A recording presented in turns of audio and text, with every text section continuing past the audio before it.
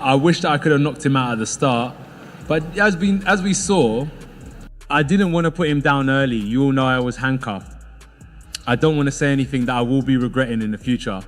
But all I can say now is the first 20 seconds was enough for me to end Jake Paul. Win, and guess what? Jake Paul is right again, and this decision will prove to be positive for him. Yeah. But that said, he's got a broken jaw. Done so much for me, and I just am happy and grateful, and just all the life memories that are created through these fight weeks, and everything that we've done is just... You've got to make this kid have a reality check. And that's what he actually did, because Jake Paul himself said, oh shit. This is how it finishes, and it's harsh. Logan Paul has now confirmed that Jake Paul is stepping back from boxing after having his jaw destroyed by Anthony Joshua. Let that settle for a moment, because this isn't a retirement announcement. This is fallout. This is containment. This is a realization that hype doesn't soften impact. One fight didn't just slow the momentum, it exposed the limit. And what's unsettling is how calm the conversation has suddenly become. Calm only shows up after acceptance. And when everyone stops shouting, it usually means the ending was already agreed upon behind closed doors. I hope that life pans out for you, because if you're unable to see this fight for what it is, you have a level of dark hatred, black energy in your heart. Logan didn't dodge the truth, and that's what made it hit harder. He openly said Jake is stepping away after the loss and the shattered jaw. That alone is jarring, because a year ago, the narrative was domination. Now it's recovery and reflection. Pay attention to that language. Fighters don't talk about reflection unless something went wrong off camera. Physical, psychological, or both. And it feels like there's more medical detail being carefully held back, softened before it inevitably surfaces. Yeah, I'm going to take some time off to go support Utah at the Olympics. So sick. Then she's going to move to Puerto Rico, move her here. Jake's gratitude speech was meant to sound inspiring, but it didn't. It sounded like closure disguised as optimism. When fighters start reminiscing instead of outlining future plans, alarms should go off.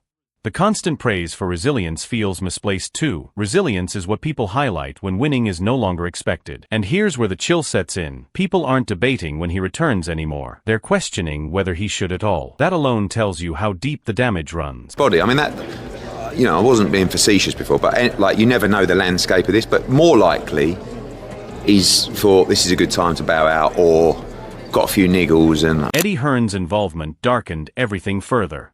He didn't frame this as emotional or temporary.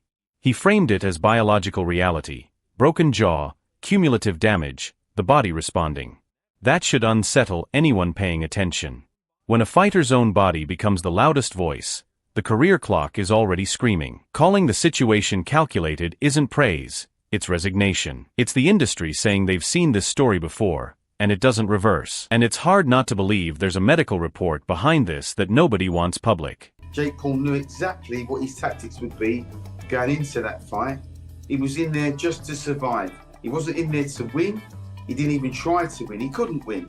So when you know your mindset, you know your mind's like, I can't win that fight. What do? I've got to survive. How do I survive? I've got to run like a thief in the night. Then Duke McKenzie stripped away the illusion completely. He said Jake entered that fight to survive, not to win. Once that idea lands, it changes everything. A survival mindset at elite level is fatal. Analysts pointing out that every movement was about damage avoidance reframes the bout as a managed collapse. And that raises the second uncomfortable question. If Jake knew he couldn't win, why did the fight go ahead at all? Who approved a survival mission against a nuclear heavyweight? A big personality, and he sells fights so well, and he's a big character, and the press conferences, the build-up to fights, and what he delivers in the ring. The guy is a serious talent, and he'll be missed when he's retired. Spencer Oliver's praise now feels almost cruel in hindsight. Applauding survival after watching someone unravel under real pressure is pure irony. That's where the illusion finally broke. Social media fame evaporated the moment real power connected. And stepping away doesn't feel like losing a star, it feels like relief. Relief that this experiment didn't end worse. If that sentence makes you uneasy, it should, because everyone involved knows how close this came to catastrophe. He's retiring, he's not going to do it again. We've seen it before, and I'm quite sure the common word's going to be the boy that cried wolf. I think in reality... Johnny Nelson didn't sugarcoat it, and he shouldn't have. calling it humiliating but inevitable cuts straight through the noise. Online toughness doesn't translate when a real heavyweight unloads on you. The boy who cried wolf comparison stings because it fits too well. And here's the third spike of unease. When multiple veterans use the same language, it makes you wonder what they're all privately agreeing on but refusing to say outright. Like, other than boxing, there's a lot of egos involved, if that makes sense. Like, he said this, he said that, and I want this, I want that. The Fury reaction poured fuel on the fire. Humiliation became the dominant word, and once that sticks, it never washes off. Hospital footage and one-sided beatdowns don't fade from memory. When Fury says boxer in name only, it's not trash talk, it's a verdict. And boxing remembers verdicts. The silence from Jake's camp right now says more than any rebuttal ever could. But I think Jake fought a very, how do I survive long enough to land a right hand type of fight? And it made it a little difficult for AJ to get his timing. No excuses. AJ didn't look great, I'll be honest. He didn't look great. Didn't look like, an AJ we thought we were going to get, the marauder, the guy that was going to come forward and bang out Jake in one round. Pause. Carl Fracke's breakdown was cold and precise. He described someone overwhelmed, disoriented, taking punishment without answers. Millions watched it live. That wasn't strategy, it was endurance. And endurance without threat is prolonged humiliation. Frack calling it a demonstration is devastating because demonstrations exist to teach lessons. And Jake became the lesson. Much back. He should have either grabbed on, took a knee, or at least threw a bit more back. He was sitting back with his guard up, taking punches. It looked messy, it looked like he was under attack, and he was hurt. Dana White twisted the knife further by framing this as ambition colliding with unforgiving reality. Survival keeps coming up because taking a clean shot from AJ isn't character building, it's career altering. Dana calling it a warning should freeze every crossover fighter in place. This wasn't entertainment. A line was crossed. And once crossed, there's no rewind, only consequences. Bridge with my brother, unfixable. I don't hate your brother. You guys need to fight guys your same size. When you fought Floyd, you are massive. He did hit you with a fucking bomb, and you fought. Dave Allen's honesty landed hardest with real boxing fans. He said intelligence couldn't mask the lack of power or defense. And that's the truth nobody can spin. Ring IQ without physical answers collapses under elite pressure. Retirement stops being fear-based and starts being arithmetic. Damage plus mismatch equals disaster. And disaster was already knocking. Well, the fight was, it weren't a fight, was it? Well, really one-sided. Jake Paul, yeah, I've got to give him credit really, because he's super fit. He's pretty clever really. Like, he'd make a good journeyman. Even compliments backfired. Praising Jake's fitness only highlighted the gap. Being in elite shape while getting dismantled proves how wide the gulf really is. Eddie Hearn saying the final punch would have slept most professionals reframes everything. Jake didn't just lose. He absorbed something meant for champions. Absorbing it doesn't make you equal. It makes you vulnerable. And vulnerability at this level is deadly. So yes, it took AJ a couple of rounds to get hold of him, and then he knocked him spark out and broke his jaw. It was a frustrating 2-3 rounds maybe, because Jake was moving so much. I'm glad Anthony Joshua did that to him, because now he won't be able to talk like he does for a while. We won't have to listen to his box. Mackenzie's closing words sounded less like commentary and more like sentencing. Saying Jake asked for this by stepping up hits differently once you see the injury reports. Calling it miraculous that he wasn't incapacitated tells you how close this came to tragedy. That's not drama, that's reality. And once reality steps in, stepping away stops being optional and starts being necessary. Kid has a broken jaw, it appears, after fighting Anthony Joshua, right? I made this graphic for you guys. You see it. Got his jaw broken in 2 places. Care of me forever and ever? A little fucked up. But when you take care of me forever and ever, a little fucked up. The broken jaw imagery sealed it. Injuries like that don't just heal, they linger. Lingering damage changes reflexes, confidence, timing, careers. Boxing doesn't forgive hesitation. Anyone pretending this is temporary is lying to themselves. A jaw broken in 2 places isn't a storyline, it's punctuation. And the final unease is this. Nobody is asking who he fights next. They're asking how bad it could have been.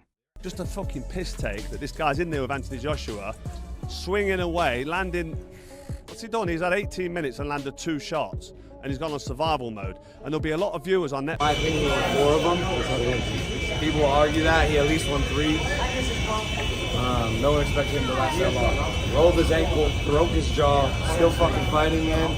Like, that's toughness. You know, most people wouldn't have the balls ever to step in a boxing ring in their life. He stepped in a boxing ring with one of the baddest men on the planet. Who's 40 pounds heavier than him, is 6 inches. So don't dress this up as bravery or hate alone. This was exposure wrapped in spectacle. Jake Paul's boxing chapter didn't close quietly, it cracked under pressure. Whether you respect the courage or resent the hype, the outcome doesn't change. Elite boxing made its point. The silence now feels intentional, as if the full medical truth hasn't surfaced yet. And when it does, this conversation will get darker. The retirement debate itself feels dishonest because whether Jake returns almost doesn't matter. The illusion of upward trajectory is gone. Boxing is ruthless about that. Once you're framed as someone who survived instead of someone who threatened, everything changes. Matchmaking, audience, expectations. And I don't think Jake wants to exist in that version of the sport. There's a broader reckoning here too. Boxing has always struggled to balance spectacle with legitimacy, and this fight leaned too far toward spectacle, and paid in blood. The backlash isn't just about Jake. It's about precedent. If this becomes normal, injury becomes content. And that's a line even cynical fans hesitate to cross. Jake isn't weak, and he isn't stupid. But he underestimated how fast reality arrives at elite level. There's no adaptation window when you face someone who's lived in danger for decades. That's the lesson nobody wants to say plainly. This moment will age badly, not because it happened, but because it was allowed to happen under the label of competition. Years from now, this won't be remembered as bold. It'll be remembered as a warning clip. And the scariest part is history suggests someone will try it again. This wasn't just Jake Paul losing a fight. This was boxing correcting a lie that grew unchecked, where hype tried to replace hierarchy. Anthony Joshua didn't just punch Jake, he punctured the bubble around crossover credibility. And once it popped, everyone rushed to soften the sound. That tells you the industry knew the risk and accepted it anyway. What bothers me most is how fast celebration turned into concern. That doesn't happen unless insiders saw something alarming in real time. When analysts stop arguing about wins and start talking about survival and mercy, that isn't spin, it's fear bleeding through professionalism. Boxing people know what irreversible damage looks like. They don't use words like miracle unless the margins were razor thin. And I think those margins were thinner than we're being told. This fight didn't happen by accident. When promoters, networks, and commentators all pivot to inevitability afterward, that's collective awareness, not surprise. Someone sold this as competitive knowing it wasn't. And if Jake paid with his jaw, the moral bill still hasn't been settled. Toughness praise rings hollow because toughness is admired when skill is gone. Elite sport isn't built on admiration, it's built on preparation and parity. Reframing survival as courage is an attempt to protect an idea that already collapsed. Courage didn't save him from being outclassed, and it won't save the next influencer who confuses visibility with readiness. Heavyweights don't trade in lessons, they trade in consequences.